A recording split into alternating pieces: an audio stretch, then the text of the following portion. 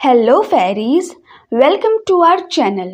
और आप सुन रहे हैं mister president reborn sweet wife, written by author Pari, episode 14 to 16। तो चलिए चलते हैं कहानी की ओर। अब तक आपने सुना कि आयरा विवान रायजादा से बात कर रही थी। अब आगे। आयरा: भाई, हम बिल्कुल ठीक हैं, आप फिक्र मत करो। क्योंकि आयरा को उसकी आवाज में अपने लिए साफ साफ फिक्र महसूस हो रही थी, इससे उसके चेहरे पर स्माइल आ गई। अब उसकी जिंदगी में उसका भाई था जो उसकी सच्ची परवाह करता था। विवान: ऐसे कैसे फिक्र ना करूं आपकी, जबकि जानता हूं कि मेरी बहन उस घर में बिल्कुल खुश नहीं है। आयरा उसकी बात समझकर बोली, डोंट वरी भाई, हम बिल्कुल ठीक हैं और हमें कुछ हो भी नहीं सकता जब आप जैसा भाई हमारे साथ हो। फिर थोड़ी नौटंकी करते हुए, और कौन इतना बड़ा बेवकूफ़ होगा जो रिवान रायजादा की बहन के साथ कुछ करे। उसने ऐसा इसलिए बोला क्योंकि उसे आर्या वाली लाइफ में पढ़ी एक बिजनेस बुक याद आ गई थी, जिसमें लिखा था कि बिजनेस की दुनिया में पहले नंबर पर रणावत एम्पायर, दूसरे पर रायजादा ग्रुप और तीसरे पर बजाज ग्रुप आते हैं। आयरा को विवान का ऑरा, उसका ओहदा सब याद आ गया। विवान आयरा की नौटंकी सुनकर एक बार फिर चौंक गया। आयरा फिर से बोली, भाई भाई। विवान ने उसी अंदाज में जवाब दिया, हाँ हाँ। जिस पर आयरा बोली, भाई क्या हुआ, आप बार बार कहाँ खो जाते हो। विवान ने कहा, नहीं, हम बस कुछ सोच रहे थे। क्या भाई? विवान ने इस पर मुस्कुराते हुए कहा, आयु, आज आप हमें बदली बदली सी लग रही हो, कुछ बात है क्या? विवान कोई बात दिल में नहीं रखता था, जो उसे लगता वो कह देता था, इसलिए उसने ये बात भी कह दी। आयरा उसकी बात सुनकर हड़बड़ा गई, लेकिन तुरंत संभल कर बोली, हाँ, हम बदल गए हैं, क्योंकि हमें अब सही और गलत में फ़र्क समझ आ गया है और अब हम किसी को भी अपने साथ गलत नहीं करने देंगे। विवान इस बात से चौंक कर बोला, आप आयरा ही हो ना? क्योंकि वो कभी ऐसी बात नहीं करती थी। आयरा उसकी मनोदशा समझ रही थी। भाई, हम आयरा ही हैं और अब हमने अपने आसपास की चीज़ों को देखकर खुद को बदल लिया है। अब हम जैसे को तैसा करेंगे। विवान खुश होते हुए बोला, हाँ, आप सच कह रही हो आयु? आयरा शिकायती लहजे में बोली, हम सच कह रहे हैं और आप हमारी बात पर यकीन क्यों नहीं कर रहे? अब क्या हम आपको स्टाम्प पेपर पर लिख कर दें कि हम ही आयरा हैं?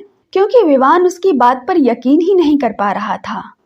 आयरा की बात सुनकर विवान के चेहरे पर मुस्कान आ गई।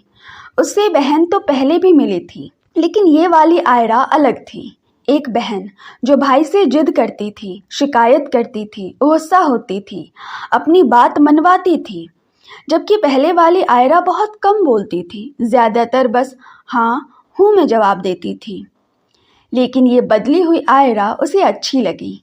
अब उसे यकीन हुआ कि वो अपने साथ गलत नहीं होने देगी और अगर कभी ऐसा हुआ भी तो उसका भाई हमेशा उसके साथ है।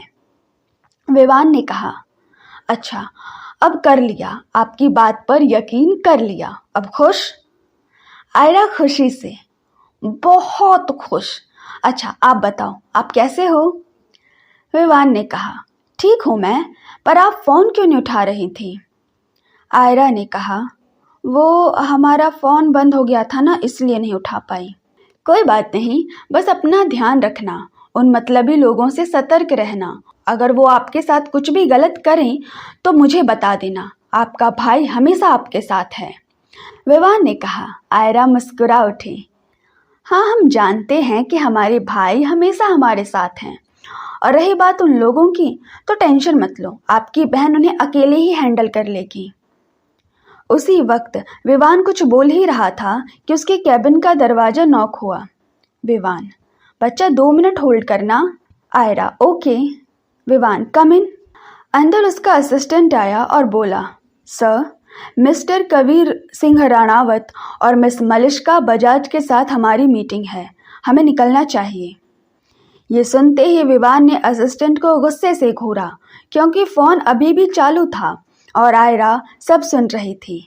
विवान जानता था कि कबीर और मलिष्का का नाम साथ सुनकर आयरा को बुरा लगेगा और वो बिल्कुल नहीं चाहता था कि उसकी बहन हर्ट हो।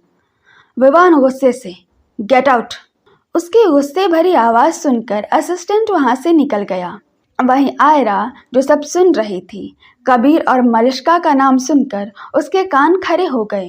वो समझ गई कि उसका भाई मीटिंग के लिए जा रहा है और असिस्टेंट पर चिल्लाना भी उसने समझ लिया। उसके भाई को उसकी फिक्र है। वो नहीं चाहता कि आयरा ये सब सुने और दुखी हो, लेकिन आयरा को इससे कोई फर्क नहीं पड़ा। आयरा, भाई क्यों बेचारे पर चिल्ला रहे हो? वो तो अपना काम कर रहा था ना। और वैसे भी मुझे फ़र्क नहीं पड़ता कि मिस्टर राणावत चाहे किसी के भी साथ हों। वैसे भी जब वो यहाँ आएंगे तो हमें डिवोर्स दे देंगे। विवान उसकी ये बात सुनकर चौंक गया। उसने कई बार आयरा से कहा था कि अगर वो कबीर के साथ नहीं रहना चाहती तो अलग हो जाए, लेकिन आयरा कभी मानती ही नहीं थी और इस बारे में बात भी नहीं करती थी। आज उसका यूं कहना विवान के लिए चौंकने वाला था। विवान, आयु, आप सच कह रही हो? आयरा, हाँ भाई, हम सच कह रहे हैं क्योंकि हमें अपनी लाइफ फ्रीडम से जीनी है। विवान खुश होते हुए बोला, ये तो बहुत खुशी की बात है, लेकिन अगर कबीर नहीं माना तो? उसने ऐसा इसलिए पूछा क्योंकि वो कबीर को पर्सनली और प्रोफेशनली दोनों तरीके से जानता था। वो जानता था कि कबीर अपनी चीज़ों को लेकर कितना सनकी है। चाहे उसे कोई चीज़ पसंद हो या ना हो, वो उसे अपने पास ही रखना चाहता था, खुद से दूर नहीं जाने देता था। आयरा, मान जाएंगे क्योंकि मिस मलिष्का ने कहा था मुझसे। अगर फिर भी नहीं माने तो ये तो सोचने वाली बात है भाई, लेकिन कोई बात नहीं, हम ले लेंगे डाइवोर्स। और अगर उन्होंने ऐसा नहीं किया तो हम दूसरा रास्ता अपनाएंगे। विवान चौंकते हुए, दूसरा रास्ता मतलब आयु? आयरा, मतलब ये कि अगर मिस्टर राणावत सीधे तरीके से नहीं माने तो हम टेढ़ा रास्ता अपनाएंगे। और आप बिजनेसमैन हो तो आपके पास गार्ड तो होंगे ही ना, तो आप हमें 2-4 गार्ड दे देना। हम उन्हें नशे की दवाई खिलाकर उनसे धोखे से डाइवोर्स ले लेंगे। कैसा लगा आइडिया भाई? विवान उसके बेकार से आइडिया पर मुस्कुराकर, बहुत बेकार, क्योंकि सामने कबीर सिंह राणावत है जो उड़ती चील के पंख गिन लेता है। आयरा सोचते हुए, लेकिन भाई चील के तो 2 पंख होते हैं, एक राइट साइड और एक लेफ्ट साइड, तो उसमें गिनना क्या? इतना तो हमें भी पता है, लेकिन कमाल की बात है इतना बड़ा बिजनेसमैन को इतना भी नहीं पता। भाई हमें तो लगता है कि मिस्टर राणावत कोई झोल झाल करके बिजनेसमैन बने हैं। हमें तो लगता है उनमें बिल्कुल टैलेंट नहीं होगा।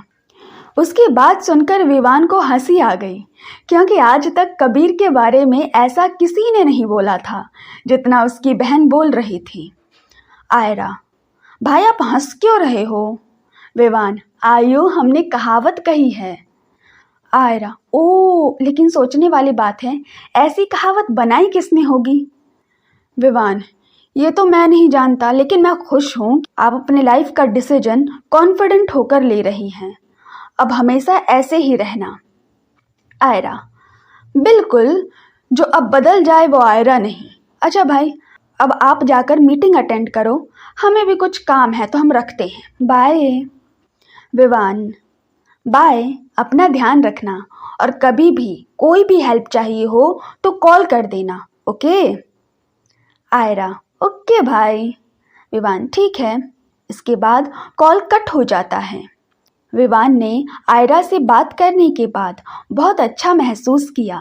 उसके चेहरे पर मनमोहक मुस्कान थी। तभी फिर से गेट नॉक हुआ तो उसने अपना सीरियस फेस कर लिया और मीटिंग के लिए चला गया। दूसरी तरफ आयरा भी विवान से बात करने के बाद खुद को बहुत लकी समझ रही थी।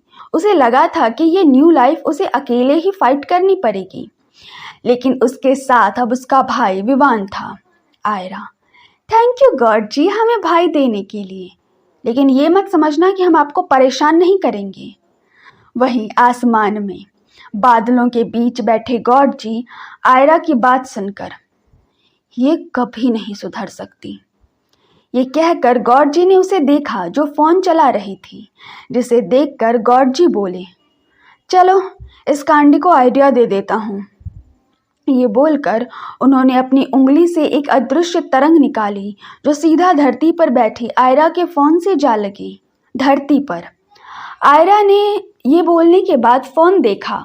उसने कोई ऐप ओपन किया तो उसमें ऐड आ गई। आयरा उस ऐड को स्किप करने वाली थी, लेकिन उसमें 15 सेकंड की टाइमिंग थी तो वो रुक गई। उससे सुनने लगी। वो ऐड ऑनलाइन गेमिंग की थी जिसमें कोई भी 5 लाख तक के पैसे जीत सकता था। इसे देखकर आयरा के चेहरे पर स्माइल आ गई और वो बोली, thank you God ji idea देने के लिए, लेकिन अगर हमने ये गेम खेला तो हमें सिर्फ 5 लाख रुपए ही मिलेंगे। इतने पैसों से हमारा क्या होगा? तो क्यों ना हम कसीनो जाकर गेम खेलें और एक ही बार में ढेर सारा पैसा जीत लें। तो फिर तो लाइफ सेट हो जाएगी और इसे खेलने में कितना इंटरेस्टिंग, एडवेंचर और फन होगा। अब तो हम कसीनो से ही पैसे जीतेंगे। ये बोलकर फोन में आसपास के कुछ अच्छे कसीनो का एड्रेस निकालने लगी। आसमान में बादलों के बीच बैठे गॉर्जी ने जब आयरा की कसीनो वाली बात सुनी तो उन्होंने अपना सर पीट लिया। ये लड़की कितनी बड़ी लालची है। अभी तो इसे ज़रूरत के लिए पैसे चाहिए थे, अब लाइफ सेट करनी है। चलो कोई बात नहीं, इस कांडी को कोई तो सुधारने के लिए आएगा। जितने मज़े करने हैं कर लो कांडी। तुम्हें 15 दिन बाद पता चलेगा असली मज़ा और एडवेंचर किसे कहते हैं।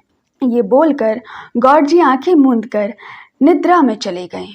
धरती पर आयरा ने एक कसीनो का एड्रेस निकाल लिया जो उसे अच्छा लगा था, लेकिन वहाँ के कुछ स्ट्रिक्ट रूल्स थे जिन्हें देखकर आयरा सोच में पड़ गई थी।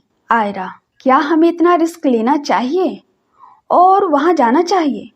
क्योंकि हम अकेले नहीं हैं, अब 2 नन्ही जानें हमारे अंदर पल रही हैं। ये बोलकर उसका हाथ अपने पेट पर चला गया, क्योंकि उसे खुद की फिक्र नहीं थी, लेकिन बच्चों की थी जो इस दुनिया में आए भी नहीं थे। आयरा थोड़ी देर सोचने के बाद, हमें इतना रिस्क तो लेना पड़ेगा, हमारे आने वाले फ्यूचर के लिए और इन दोनों के लिए भी। आयरा ने अब पक्का सोच लिया था कि वो वहाँ जाएगी। आयरा ने फिर खुद से कहा, हमें जाने से पहले कुछ सामान चाहिए होगा जिसे हम जब जॉब के पैसे लेने जाएंगे तब ले आएंगे, और हम कसीनो कल नाइट में जाएंगे। लेकिन उससे पहले हमें कल मॉर्निंग में बैंक जाकर एक न्यू अकाउंट ओपन करना होगा जो सबसे हाइड हो, जिसमें हम जीता हुआ पैसा रख सकें, और एक न्यू सेफ सी जॉब भी कल देखेंगे। हाँ, यही सही रहेगा। ये सब बोलकर आयरा थक गई। हम तो बहुत थक गए यार, इतनी मेहनत। ये बोलकर वो बेड पर लेट गई। थोड़ी देर में ही उसे नींद आ गई। एक तो प्रेग्नेंट थी, दूसरा उसका रिबॉर्न हुआ था, तो वो थोड़ा वीक फील कर रही थी। अगर उसकी जगह कोई और होता तो उसे रिबॉर्न के बाद बहुत तकलीफ होती, लेकिन उसने बहुत दर्द झेले हैं तो ये चीज़ें उसे आसान लग रही थी। आयरा का रूम, रात 8 बजे। आयरा की नींद रात को खुली। नींद से उठकर वह थोड़ी देर बेड पर लेटी रही। कुछ देर बाद वह उठकर बैठ गई और घड़ी की तरफ देखा तो ओ गॉड, हम इतनी देर तक कैसे सो गए? ये बोलकर बेड से उठी और वॉशरूम में फ्रेश होने चली गई। आसमान में बादलों के बीच बैठे गॉर्जी मुंह बनाकर बोले, इतनी देर तक सोती है लेडी कुंभकर्ण, और हमसे पूछती है हम इतनी देर तक सो कैसे गए। गॉर्जी खुद को ये नहीं सोचती कि मैं आलसी हूँ। हरकतें करे इंसान और पूछे भगवान से, ये कहाँ का न्याय है? तो जवाब दो। लेकिन हम जवाब किससे मांग रहे हैं? हम तो भगवान हैं जो इन सब लोगों की सुनते हैं, लेकिन हमारी कोई नहीं सुनता। जमीन पर 20 मिनट बाद आयरा वॉशरूम से बाहर आई।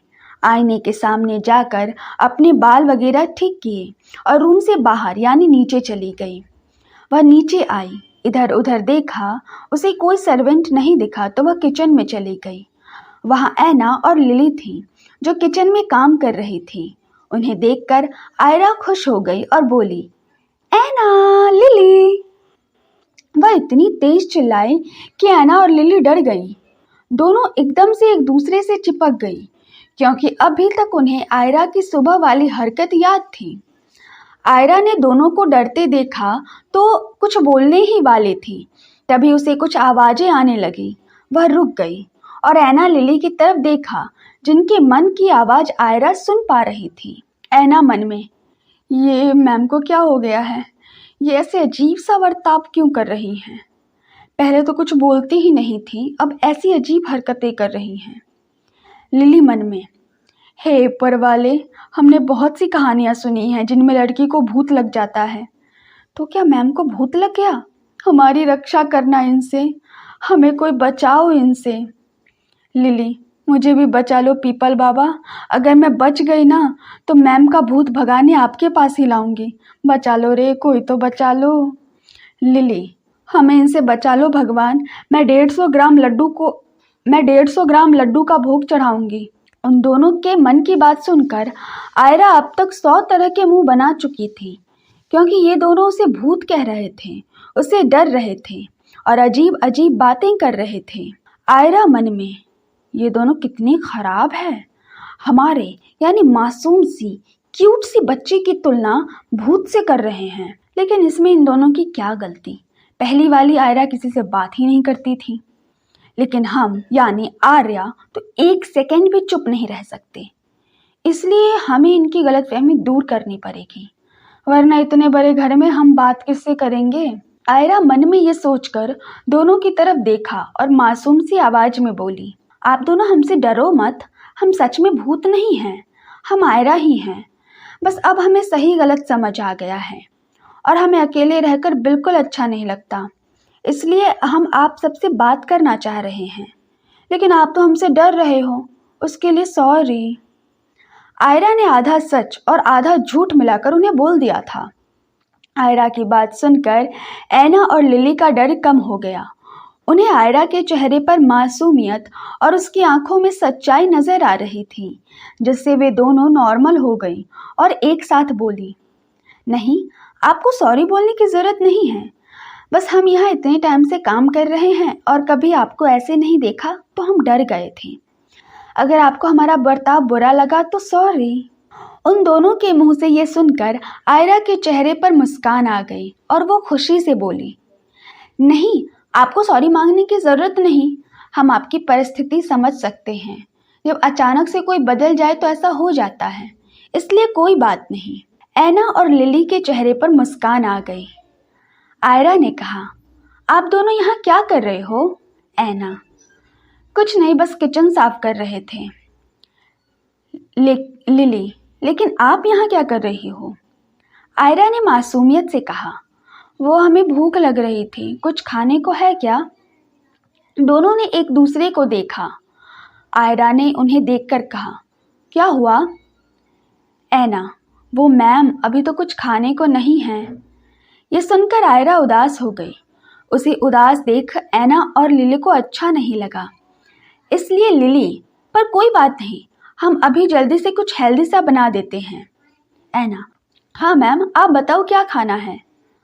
आयरा अपनी होठ पर जीभ फेर कर, हमें दाल पूरी विद मसाला मिर्च खानी है। दोनों उसके इस बच्चे वाले रिएक्शन पर मुस्कुराई और एक साथ बोली, ठीक है।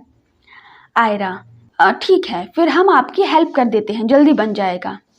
ऐना और लिली, पर मैम। आयरा, कोई मैम शैम नहीं चलेगा, बस जल्दी से हाथ चलाओ और हमें भी चलाने दो, क्योंकि हमें बहुत भूख लगी है। ये बोलकर वह फ्रिज से पनीर निकालने चली गई। उसकी इस हरकत पर ऐना और लिली मुस्कुरा दी। फिर दोनों ने भी आयरा के साथ मिलकर खाना बनाना शुरू किया। थोड़ी देर में तीनों ने मिलकर दाल पूरी और मसाला मिर्च बना ली। ऐना और लिली उसे डाइनिंग टेबल पर लगा चुकी थीं। आयरा डाइनिंग टेबल पर बैठ गई, लेकिन जब उसने दोनों को खड़ा देखा तो बोली, आप भी बैठ जाइए।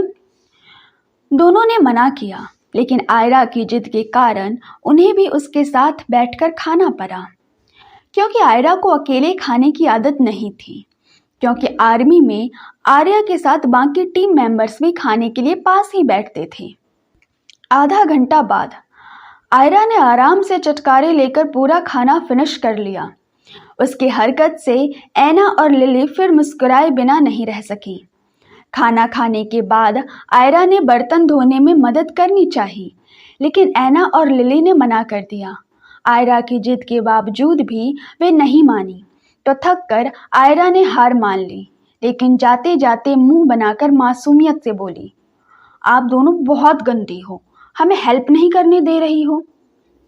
ये बोलकर वह छोटे बच्चे की तरह रूठकर अपने रूम की तरफ चली गई। उसकी हरकत पर ऐना और लिली खुलकर हंसती, क्योंकि वह बहुत क्यूट लगी थी। लेकिन जैसे ही आयरा ने पीछे मुड़कर देखा तो दोनों जल्दी से बर्तन उठाकर किचन में चली गईं। उन्हें ऐसे जाते देखकर आयरा ने भी बाल झटक कर अपने रूम में एंट्री कर ली।